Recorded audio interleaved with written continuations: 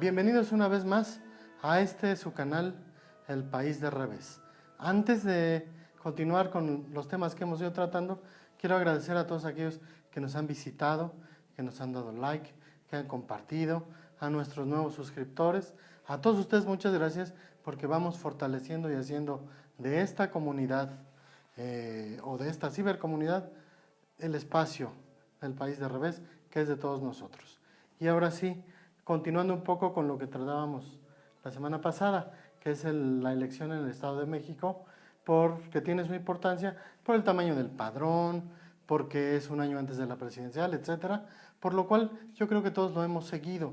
Y hay una cosa que a mí me ha impactado de manera negativa y creo que deberíamos cuestionarnos todos lo que ocurre, la cantidad de promesas, la cantidad de compromisos, la cantidad de ofertas, la cantidad de recursos que están comprometiendo los candidatos en caso de llegar.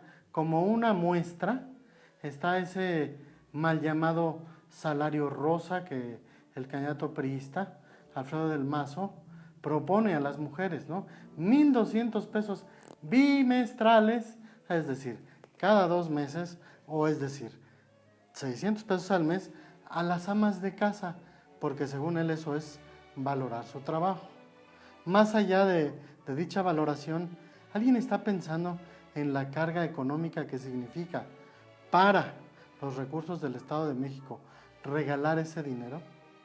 ¿Alguien está pensando en lo que significan para los recursos del país programas que hay a nivel federal, estatal y municipal de despensas, de uniformes, de útiles escolares, de becas, de tabletas, de computadoras, etcétera, etcétera, etcétera, etcétera, en recursos que se reparten, empleo temporal, apoyo a los campesinos que no tienen modo de salir adelante, etcétera, etcétera?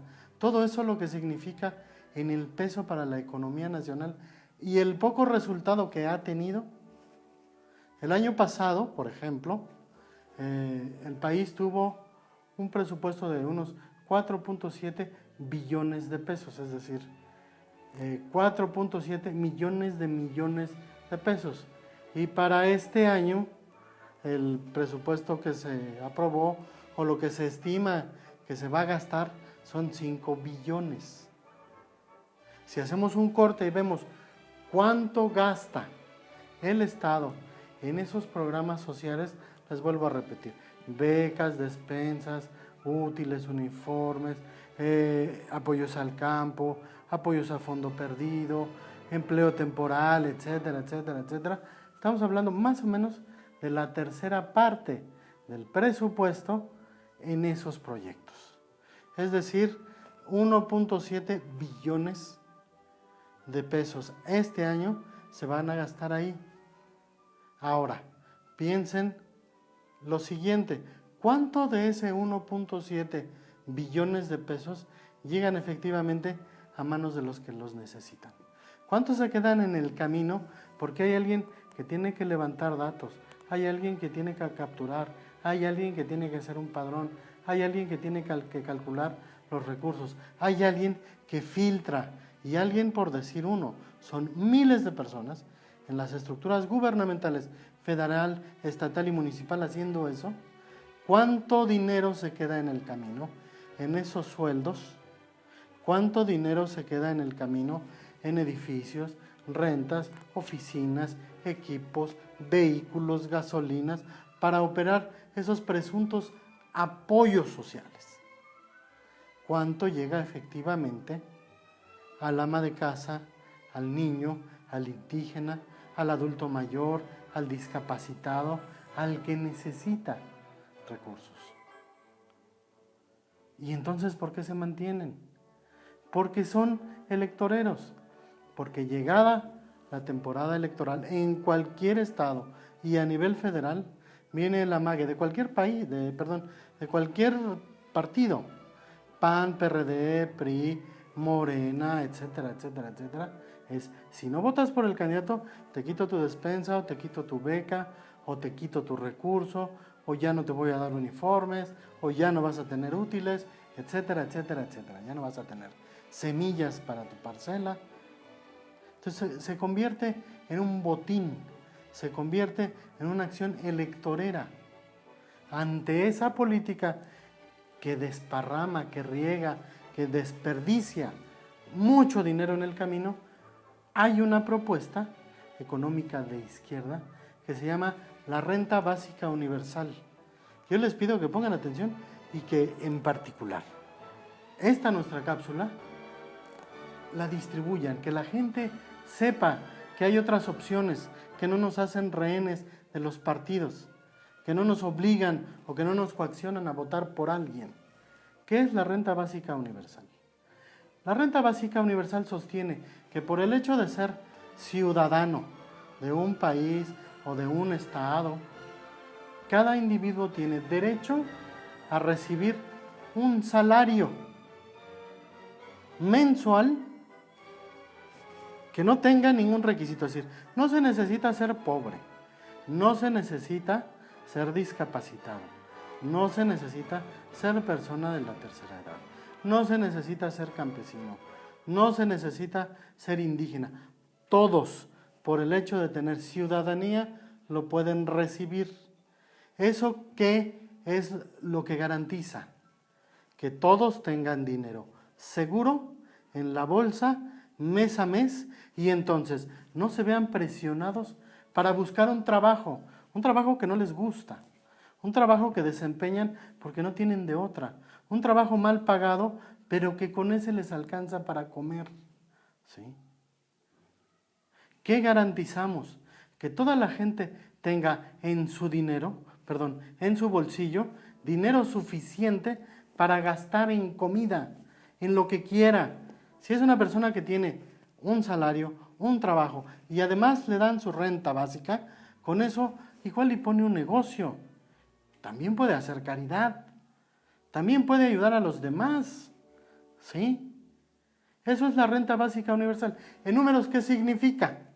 Vuelvo a lo mismo. El gasto social en el gobierno federal, estatales y municipales del país nos quita la tercera parte del presupuesto total de egresos o la tercera parte de lo que el gobierno calcula que va a gastar. Es decir, en este año serían 1.7 billones de pesos. 1.7 millones de pesos que se van a gastar en todo eso que ya les enumeré muchas veces. En México somos aproximadamente 80 millones de mexicanos mayores de edad. Si el gobierno implantara, si el gobierno dijera, vamos a quitar todo eso, porque vamos a ahorrar todo el dinero que se queda en el camino y vamos a darle directamente a los mexicanos una lanita. 1.7 billones de pesos alcanzaría para que cada mexicano mayor de edad recibiera cada mes seguro entre 1,900 y 2,000 pesos mensuales. Imagínense ustedes al joven que no tiene dinero para seguir estudiando, al que su papá le dijo, ya no puedes ir a la escuela, tienes que trabajar para ayudarme con el gasto. Con 2,000 pesos mensuales, el joven podría apoyar a su papá, comprar sus libros y seguir yendo a la escuela. Imagínense a esa ama de casa que tiene que salir a trabajar. Y no solo un empleo mal pagado, a subemplearse, planchando, lavando, cocinando, cuidando enfermos, siendo mal pagada. Si tuviera 2,000 pesos seguros cada mes, entonces podría darse el tiempo de buscar un empleo mejor que se adecuara a sus condiciones e ir asegurando ingreso para su casa, comida para sus hijos. De eso se trata la renta básica universal. Es redistribución de la riqueza de una manera efectiva, que no nos haga rehenes de los partidos. Ahora imagínense una casa donde 4 personas tienen mayoría de edad y tienen cada uno 2,000 pesos al mes. Entonces se va a ir acabando esa pobreza extrema, la pobreza multidimensional de la que habla la ONU, la pobreza alimentaria de la que habla el gobierno federal, que es no tienen ni siquiera para comer. Y si comen, no comen bien. Eso es la renta básica universal. Acabaríamos con eso. Y hay quien dice, bueno, si tienen dinero seguro en la bolsa, habrá quien se dedique a la vagancia, habrá quien se conforme. Hoy hay gente que se conforma. Hay madres y padres que viven en pobreza y que les dan becas por sus hijos. Y que en lugar de ayudar a los hijos, usan el dinero para cualquier cosa y no trabajan. ¿Cuál es la diferencia? Que ahí ya no hay espacio para el chantaje partidista. Yo los invito a que lo piensen. Yo les invito a que lo compartan. Y también los invito a que lo pidan a sus gobernantes, a su diputado, a su regidor, a su alcalde, a su gobernador.